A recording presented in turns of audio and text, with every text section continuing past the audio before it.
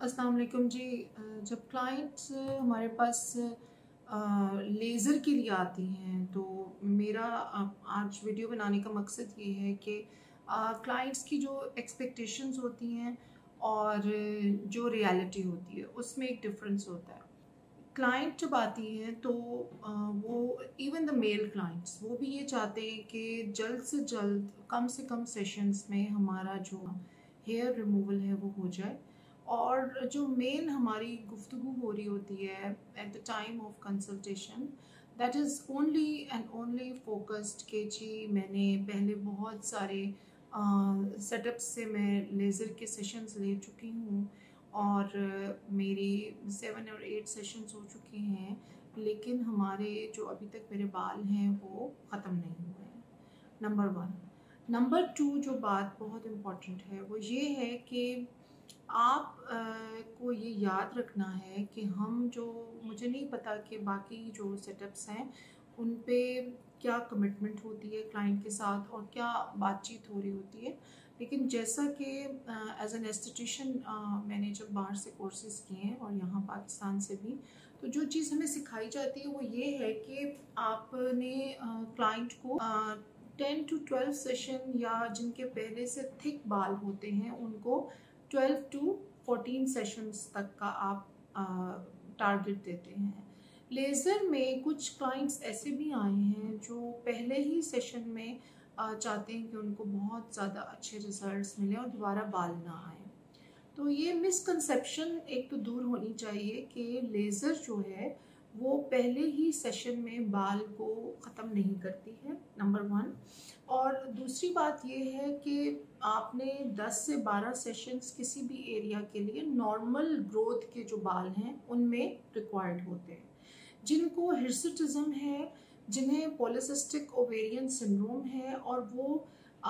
सिर्फ लेज़र के सेशंस लिए जा रही हैं ख़वातीन और वो साथ इस चीज़ पे फोकस नहीं कर रही हैं कि उनको अपनी पॉलीसिस्टिक ओवेरियन सिंड्रोम का भी इलाज करना है। और अगर मैं ये पूछती हूँ कि आपने पॉलीसिस्टिक ओवेरियन सिंड्रोम का कितना इलाज करवाया है, तो वो कहती हैं कि मैंने 2-3 साल पहले 2-3 माह लिया था और चूंकि मेरे हार्मोन्स नॉर्मल थे तो मैंने इसलिए इलाज बंद कर दिया। तो नेक्स्ट वीडियो में मैं आपको इस बारे में बताती हूँ कि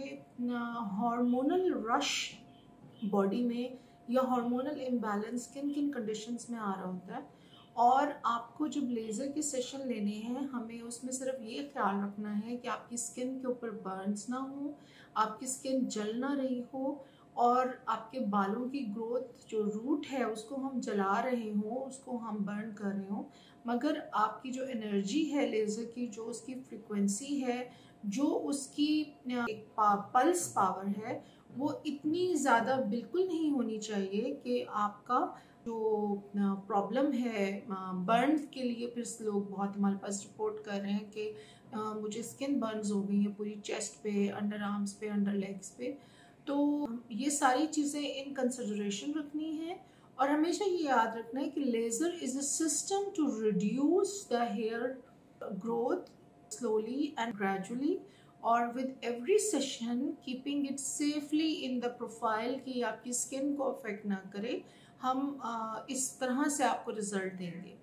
1 या 2 सेशंस के अंदर, 3 या 4 सेशंस में आपको रिजल्ट नहीं मिलते। अमूमन 7-8 सेशन, 6-7 सेशंस के बाद इतने अच्छे रिजल्ट्स आ रहे होते हैं कि आपके बालों की ग्रोथ हाफ से भी कम रह जाती है। लेकिन अमूमन क्लाइंट्स जो हैं वो बहुत सारे सेटअप्स से लेज़र करवा रहे होते हैं और जहाँ पे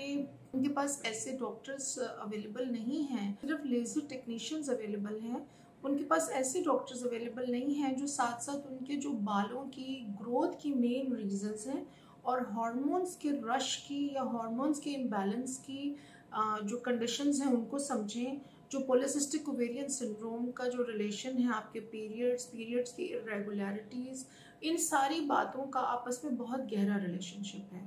तो जब आप लेज़र करवाएं तो इन बातों का प्लीज़ ख्याल रखें और दुआओं में याद रखें। और आई होप ये वीडियो बहुत सारे क्लाइंट्स के लिए काफ़ी हेल्पफुल होगी।